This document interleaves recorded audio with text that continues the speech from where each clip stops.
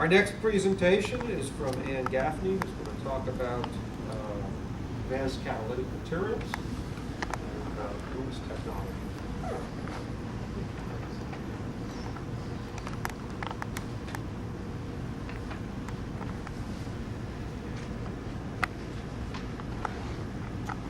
Well, I want to thank the organizers for the opportunity to be here. Really appreciate it. And our company is, recently we were bought by Chicago Bridge and Iron in November last year, but we still have the name of Lummis Technology. And our team here, a number of co-authors, Phil Angevine, first author, and Peter Ye, were with Lummis. They've recently retired this year. And Jan Kogler continues to work in the catalysis group. And Dr. Shane is now with another company. So we're in the process of recruiting. We're looking for 2 catalytic chemists, so if you know anybody out there, we'll be eager to hear from them. Next slide will basically talk about what is TUD-1. It's a material that Lummis has developed along with Delft University over the last 10 years, and has made roughly 20 or more variations and tested them in different processes. So you learn a little bit about the synthesis and the modifications and potential commercial applications that we're looking at. So it falls in the family of mesoporous materials. Today you heard a lot about zeolites, and in this case the mesoporous isn't crystalline, but you can incorporate zeolites into the preps, as you will see. And basically, you can control the pore diameter. It's a very variable surface area, so it's very good in catalysis and absorption processes. And as I mentioned earlier, it was a collaborative effort. The invention, the discovery was at TUD Delft. Lummis shares on the intellectual property of a number of patents. And we're using these in many different catalytic processes. And what's unique about it is it has a 3-dimensional structure to it, core structure that you'll see some analytical evidence of. Depending on how you make the TUD-1, you can tune the porosity during the drying stage so that the pore diameter can go anywhere from 2.5 to 30 nanometers and impact the pore uptake. The surface area, likewise, you can, depending on the drying phase, which I'll show you, it can go from anywhere from 400 to 1,000. And what's nice about this material, it's very hardy. You can take it up to temperatures above 700 degrees C, and also heat it in steam and not lose the crystallinity or the catalytic properties or the mechanical properties. And as I mentioned earlier, because of the 3-dimensional structure of it, you get very good mass transport. So the earlier development discovery work was done on the silica formulation. Then work was done on the alumina silica, so you have tunability and acidity by adjusting that ratio. And you can incorporate metal oxides, so you can get redox chemistry, and you can make basic materials by putting in, for instance, MgO. Now, to give you a little history on the mesoporous materials that are out there, MCM41, that originally was discovered by Mobil, now ExxonMobil.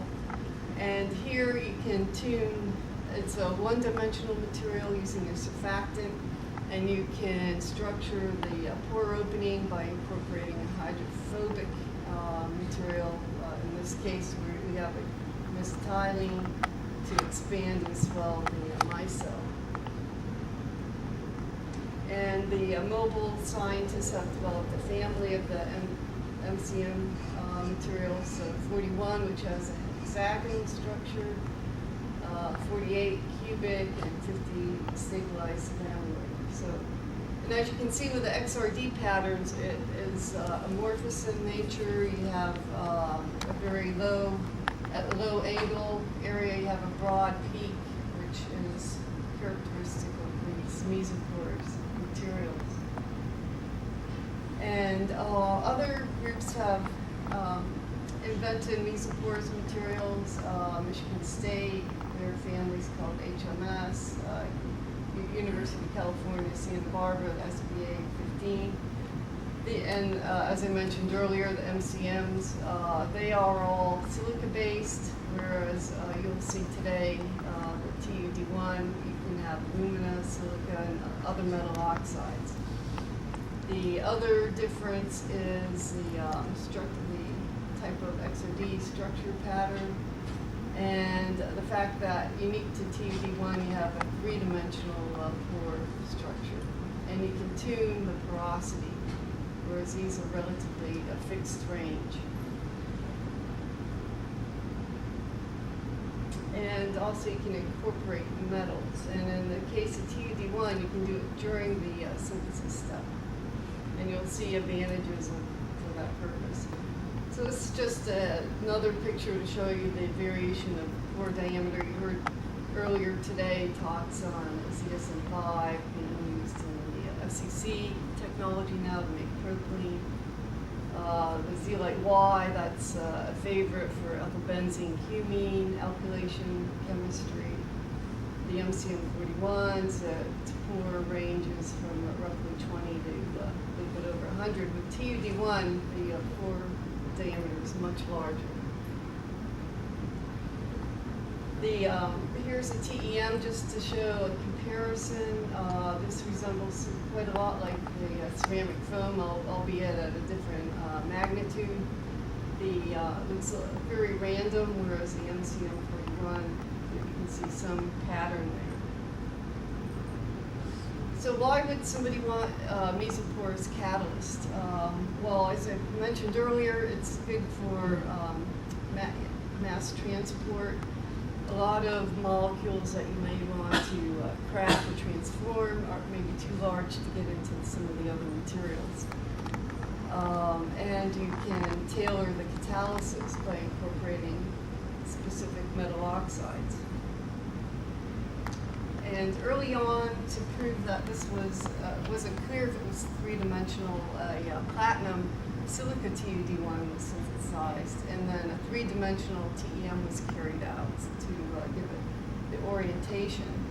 And it became clear that it was three-dimensional. The openings are somewhat regular in size, so that gave you can tune the average pore diameter, but also it will be a very large distribution of pore size.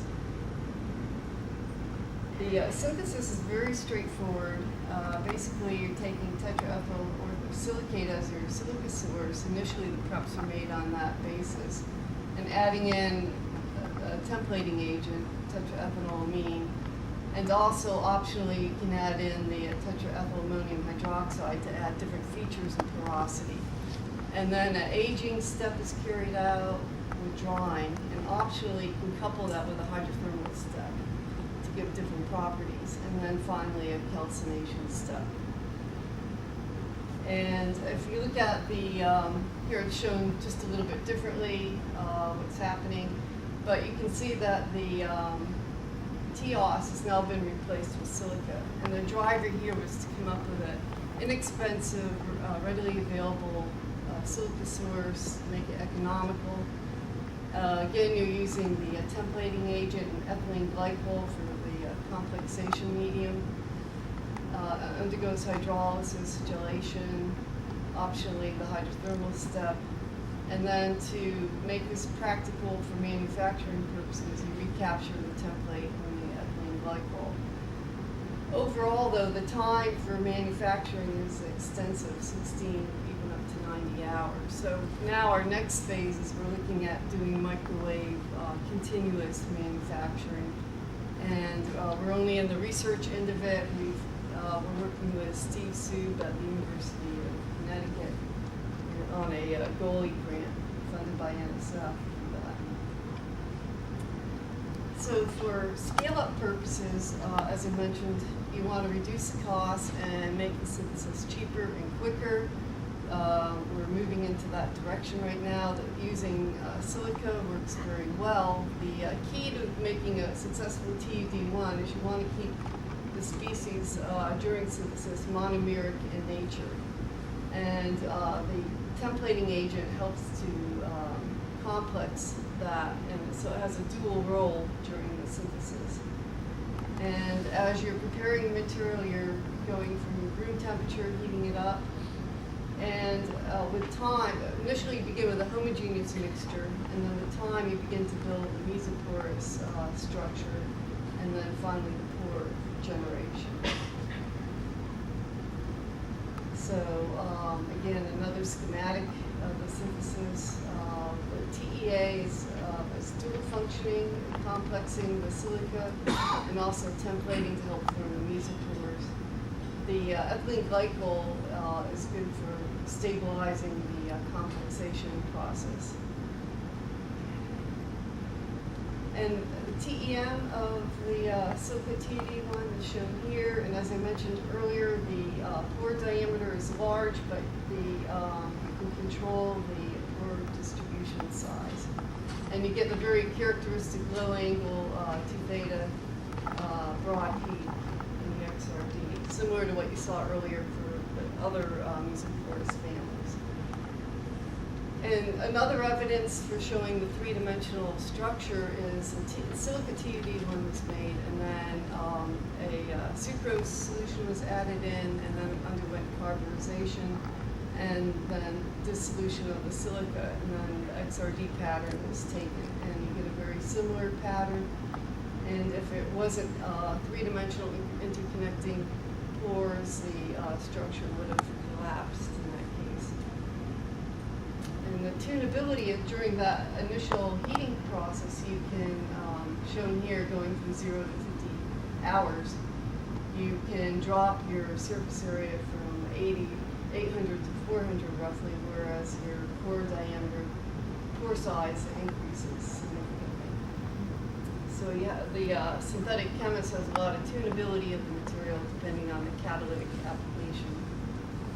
And you can have bifunctional, in this case we're adding titanium into TUD-1 if you want to do, for instance, epoxidation. And that has also been done for MCM 41. Whereas in this case, the titanium will be homogeneously dispersed, whereas the TUD-1, you'll preferentially have the titanium on the inside of the mesopores. And the reason for that is the triethanolamine complex is the titanium oxide species, and is more stable than the silica analog, so that during the synthesis, eventually the silica goes into the framework, and then with further thermal treatments, the titania source will deposit on the mesoporous walls. And so essentially, traditionally, people put zeolites into a binder system, but in this case, the TUD-1 is the binder in essence, and you can position the zeolite preferentially along those mesopores. And so if you're talking about a reactor being a meter in diameter, and your extrudates or particles, catalytic particles, millimeters, you're looking at TUD-1 and the zeolite being in the micrometer size, and the zeolite itself being nanometers. So you have all sorts of scales there. And I mentioned you can put zeolites in here. Here's a case where zeolite beta was added into TUD-1. Initially, you have it here, in this case, a nano beta catalyst in water, and then add in your templating agents and reagents. And the TEM, you can see the structure of the TUD-1, and this is the electron dispersion, identifying that the beta crystallite has survived the synthesis. And you can vary the amount of beta in your catalyst. Here's a pure beta, here's TUD-1 alone, and you'll maintain the crystalline peaks in the case where various amounts of the beta was added. And we used N-hexane as a model cracking molecule and looked at the reactivity. So the pure beta relative activity shown here versus the physical mixture of the two. And then these other three bars relate to the beta being added into the synthesis in situ. So there's a optimal region somewhere between 40 and 60. So the Tech Center, along with Delft University, have looked at numerous different reactions. It's very good for acid catalysis. Right now, we're, in addition to the ones shown here, we're looking at biomass conversion. We're working with University of Massachusetts, George Huber and Professor Connor, to look at cellulose cracking. We put the ZSM5 into TUD-1, and we're seeing good yields of BTX, which is very interesting. You can use it for hydro treatments, hydrogenation, redox. I'll have some examples there for you shortly. Base catalysis with Kurt Connor at UMass. We're looking at trans-esterification, esterification of adding basic metal oxides into the TUD-1. And you can also use it as an absorption. We're looking at adding molecular CO2 baskets into TUD-1 to capture CO2. So it's very exciting, and it seems endless what you can do with the material. A silica alumina TUD-1, in this case we've done hydrogenation, dehydration to make styrene from 1-phenylethanol. And conceptually, we've proposed these following reactions. I haven't had time to get to all of these different ideas yet. But for example, epoxidation, which is an important area out in the chemical industry, just to show you a comparison of titania TUD-1 versus the MCM41 analog at fairly comparable surface areas and diameter, you can see a 5-fold increase in the turnover frequency. And the reasoning here is that in the case for TUD-1, the titania is preferentially along the mesoporous walls, and you have more active sites per unit charge. And at the same time, you can look at TUD-1 and graft the titania on afterwards. And also for the MCM41, there you see less of a difference, which is logical. This example, what we're doing is hydrogenating aromatics and adding platinum palladium into the TUD-1 and making comparisons against the commercial catalyst. And again, it's an example where the benefits of having a large mesoporous structure, you'll see a greater degree of reduction in aromatics and a better end product in terms of cetane index number and specific gravity. In this case, the oxidation of cyclohexane is being carried out for Ka oil, and it's essentially showing the conversion of the hydrocarbon and the oxidant in the ratio. And a number of metal oxides worked well, cobalt being best, although good numbers are obtained for chromium and copper, but on recycle there was some leaching occurring. But in the case of cobalt, leaching was not observed.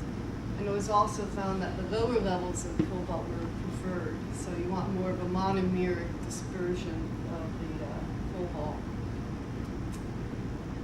Here, selective oxidation, we already talked about oxidation earlier using TPHP, but here you can use molecular oxygen along with hydrogen to form hydrogen peroxide in situ, and then epoxidize propylene to make propylene oxide. And Tedoyama has done work in this area along with scientists at TUD Delft, and we've gotten very good selectivities, as you can see.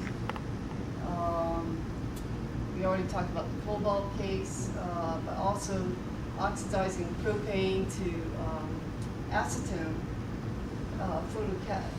photocatalysis with titania TUD-1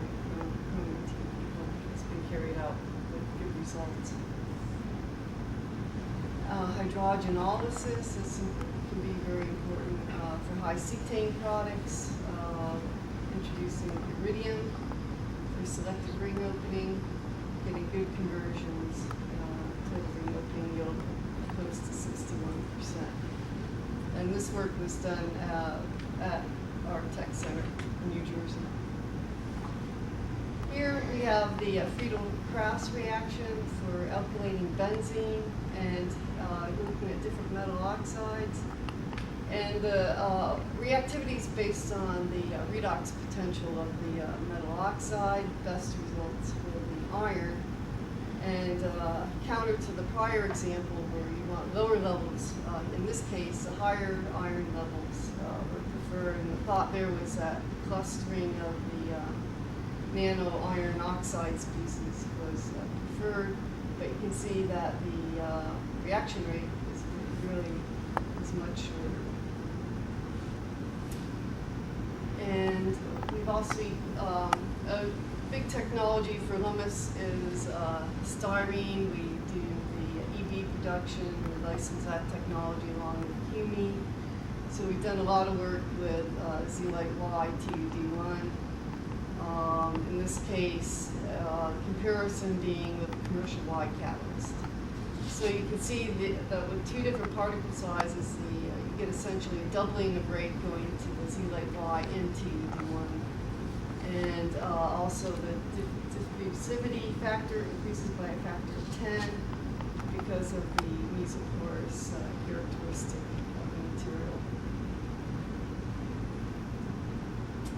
So I just wanted to give you a flavor of a little bit of background on mesoporous materials and the original inventors of this family being Noble with MCM 41 and others. But shortly thereafter, Lummus and TUD Delft invented and developed the TUD-1 family. We're continuing to work in this area. We see a lot of versatility because of the three-dimensional structure, gives us good mass transport. That allows us to work with large molecules and yet introduce enhanced catalytic properties by incorporating mixed metal oxides and zeolites. So it's pretty endless what we envision, what we can do with this, and just trying to give you a flavor of all of that. So a lot of people have worked on this over the last 10 years, and it's been collaborative with TUD Delft and our Technology Development Center up in Bloomfield, New Jersey. And we're in the process of sampling people, companies, and universities. We've given a lot of products out to universities already. We're looking at working with companies. It's a matter of talking to us and get an NDA in place and form a team effort that way. We've gotten very interesting results. We've seen the biomass very. We can make BTX. We can make glycerol, petroleum. It's been very fascinating. Thank you. Thank you. Guess we can take one or two, yeah. Very nice presentation. Nice work. Thank you. I'm curious, you indicated some upper temperature limitations for thermal stability. For the Right. silica aluminum, do you have any idea how high you can go before you start seeing the sintering of the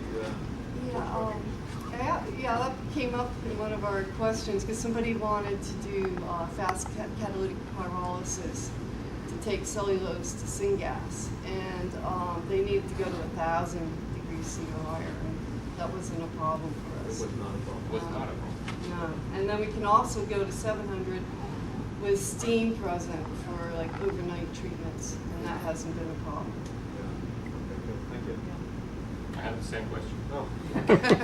Yeah, in the process of making your course material, how much did you just recycle the template? We're hoping to recover all of it. Right now, it's pretty much conceptual. This is on paper right now because we've only done things in batch mode, but we realize that if we're really going to get a commercial product out there with a catalyst company, it's too expensive to keep throwing that template away. So the work with Yukon is that we'll have a continuous microwave reactor to speed up the process because we can't tolerate 90 hours. We can get it down to a few hours or less. And then work on the recovery scheme. About almost 90%. We're hoping that will be economical for us. Anything else? Well, let's thank him for this afternoon. I'd like to thank all of our speakers for the first half of the afternoon session for some very exciting, interesting talks on applications of catalysis in industrial chemistry. And we will take a adjourn for a break. We return at 3:30 promptly for 3 more. I'm sure to be exciting talks on some additional topics looking forwards in industrial chemistry. So be back here at 3:30. So at 3:29.